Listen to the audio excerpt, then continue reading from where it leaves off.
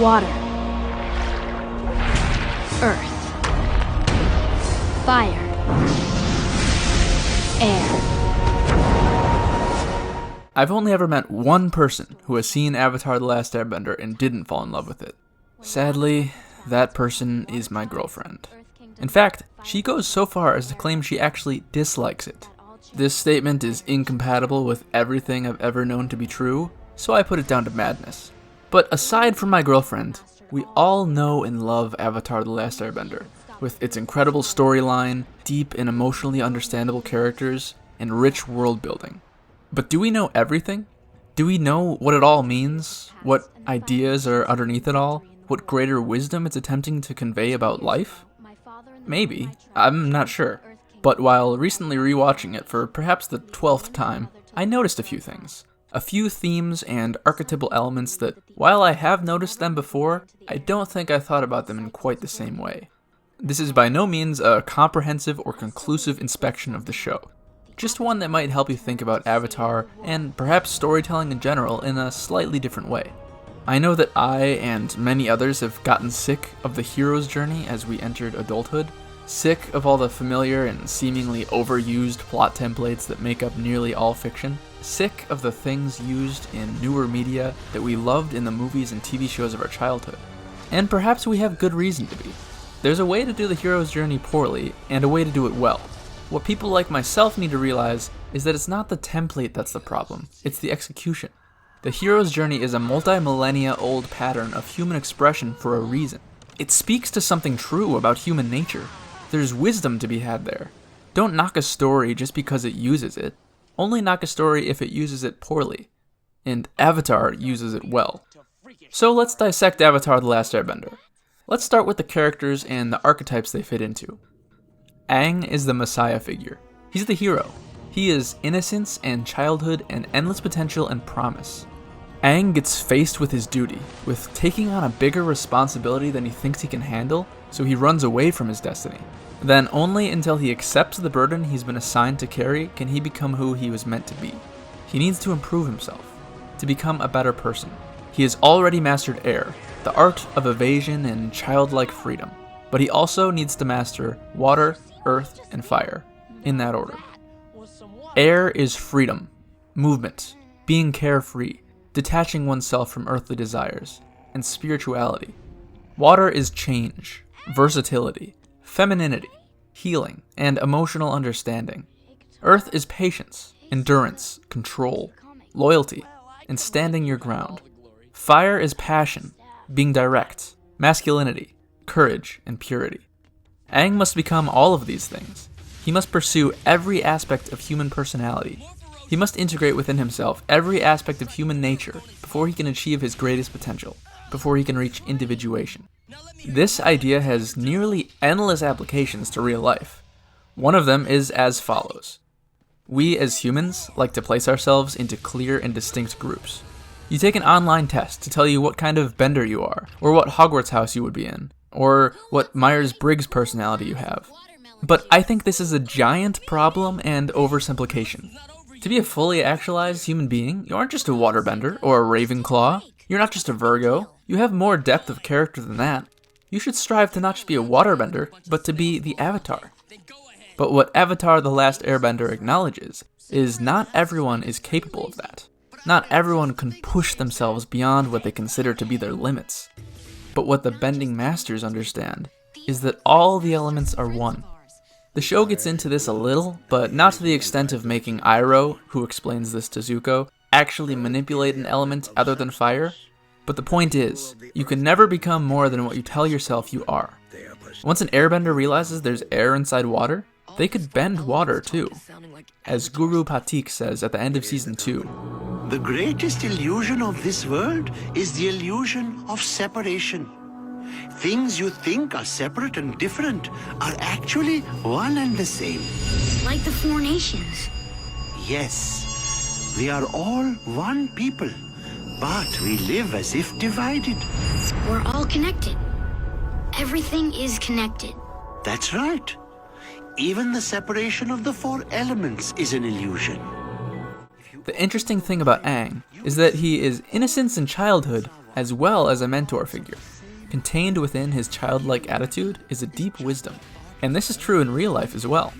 There is wisdom in the minds of children. Most people cast it aside at some point in their adulthood. They exchange it for a different kind of wisdom, one of sacrifice, patience, commitment, and cautiousness. But these two realms of wisdom are not mutually exclusive. You don't need to discard your inner child to become an adult. You can be both. You should be both. This is well displayed in the character of Iroh. Iroh is the old wise man, or the sage. He is at peace with himself and who he is. He has nothing to prove. He is the mentor figure for Zuko, and for Toph at one point. He tries to lead Zuko back onto his proper path. Iroh is also lighthearted and funny. He doesn't take anything more seriously than it deserves. Unlike Zuko, who has no sense of humor and is trying so hard to be an adult, to be someone he's not, that he fails to be who he is and who he wants to be. Zuko is he who turns from the path. He who rejects his destiny, or can't find his destiny. He who doesn't know himself and tries to live up to what others want him to be. Because he can't find his own path, his whole life is failure. He can't capture Aang. His sister is a better firebender than him. He can't make lightning. He craves his father's love. It's only when he faces his inner conflict and decides upon who he really is that his life turns around.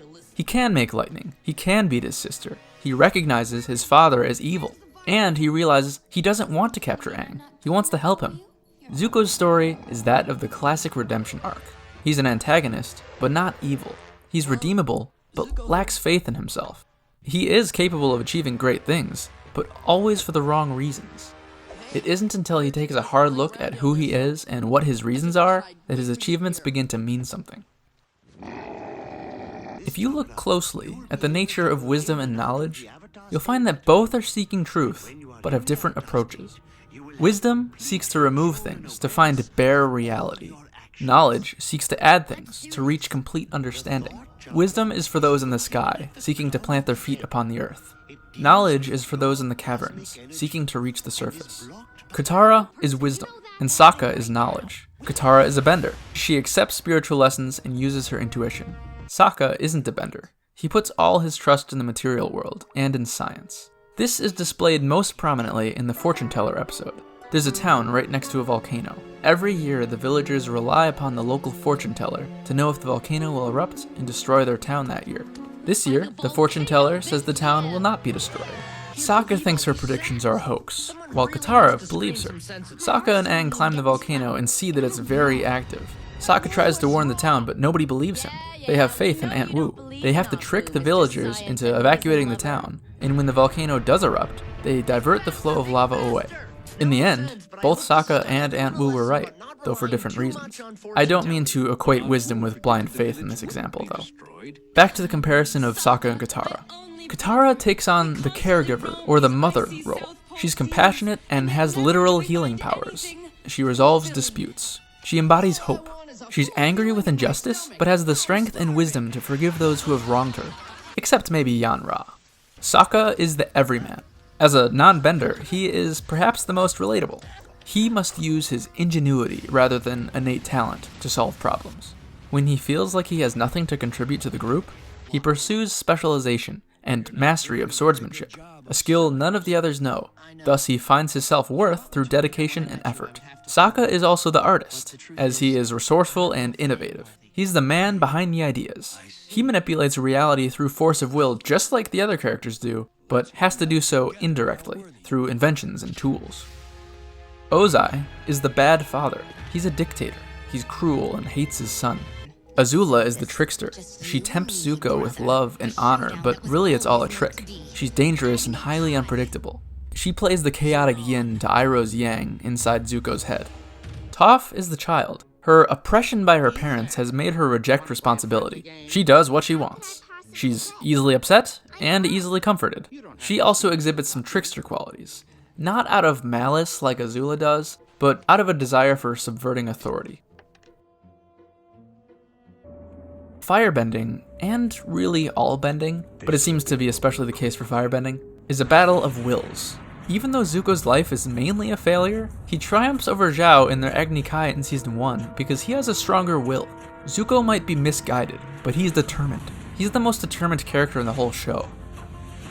Iroh rarely uses his firebending ability because he lacks hubris. Iroh could probably beat anyone in single combat, except for a fully realized avatar. But for the most part, he chooses not to. He is so sure of himself that he doesn't feel the need to display how sure of himself he is. This results in a great sense of humor and humility. When you're confident in who you are, you'll find it difficult to take offense. You'll find it easy and comfortable to make yourself the laughingstock for the sake of others. Avatar is heavily into the idea of essentialism, the concept that you are born with a destiny and a set of abilities necessary to fulfill your destiny, that everyone has an immutable identity. This is especially true of the Benders. To have the gift of bending, but not to use your abilities, is unthinkable. There's even multiple episodes about this. One with Haru, when his town is occupied by Fire Nation soldiers, so he has to hide his identity of being an Earthbender, and one when Toph has to hide her earthbending prodigy from her parents. Essentialism is a very Western idea, finding its conception with Plato in ancient Greece. Another very Western concept having to do with essentialism can be seen in the first episode of the series, leaving your family behind to seek out your own path in the world. When Katara meets Aang and learns he's the Avatar, she wants to leave with him to learn waterbending. This means leaving behind her tribe. While Aang may be the main character, he's not the only one with a hero's journey, which is yet another reason why Avatar pulls it off so well. It's not one hero's journey, but many. Katara must leave her home behind and stride out into the challenges of the unknown to grow as a person. She has to confront the world and who she is in order to become someone better. In Eastern cultures, it's far more common for children to deny themselves of their aspirations and stay with their family, to take care of their mother, to carry on the family business, etc. While the show might be heavy on essentialism, it seems existentialism is the philosophy offered to those who can't bend. With little to no preordained life path to be discovered, non-benders are left to create meaning for themselves. In some way, this means that non-benders have the most freedom. They aren't born into a role. They may become whatever they choose. In this way, benders represent those people in life who are naturally talented and seem to have a clear goal early in life.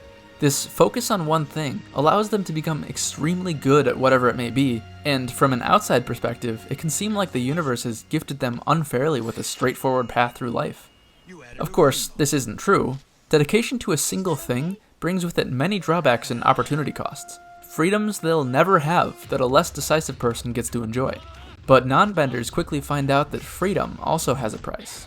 If you are all potential, you aren't actually anything. Unlimited potential means unlimited choices, hard choices, and the tendency to not make a choice. The tendency to become overwhelmed by possibility. Sure, if you look at it like that, benders have it easy, but benders don't get to choose.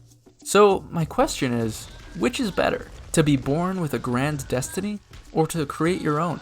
To be born rich, or to earn your own riches? To begin with all the answers, or to find them yourself? To be a god-made man, or to be a self-made man? Aang's avatar state can be seen as his shadow, his great and terrible power within him. It frightens him and he can't control it. When he tries to master it, but ends up hurting many people in Season 2, he rejects it. This rejection severely cripples his ability to fulfill his role, and it's no wonder that he has to come to terms with it and use it again to defeat Ozai. Aang's hero journey begins when he's told he's the Avatar. The show itself has a different beginning, one actually centered more around Katara, but for Aang, he learns his grand destiny, his call to adventure, and then rejects it, running away in the storm. Aang crosses the threshold before meeting his mentor, but to be fair, he's had a few mentors. But his biggest one is Roku. Then there's much testing, trials, doubt, and new friends. He meets his shadow self and the horrors he's capable of committing in the Avatar state. His belly of the whale experience could be when he loses Appa. His ordeal, or death and rebirth, is the climax of Season 2. He's nearly killed, but Katara saves him, and he wakes up a month later not being able to use the Avatar state. He runs away before the final showdown, seeking the knowledge he needs, which he finds, the ability to energy bend, and that is the ultimate boon. Then he faces his final challenge, the fight against Ozai. He succeeds and restores order to the world, now the master of two worlds, the spirit world and the physical world, as the Avatar is meant to be. He also gets the girl, which helps, I guess. Just because a story follows or fits into a formula doesn't mean it's a bad or predictable story. All adventure stories have the same structure. What makes a story good or bad is whether it's logically consistent, emotionally fulfilling, well-paced, and contains wisdom or truth. And Avatar meets and exceeds all those requirements. Thank you so very much for watching. If you enjoyed this video, please subscribe to get a new one every Monday. If you found any interesting pieces of wisdom in Avatar: The Last Airbender, please let me know what they are down in the comments, and see you next week.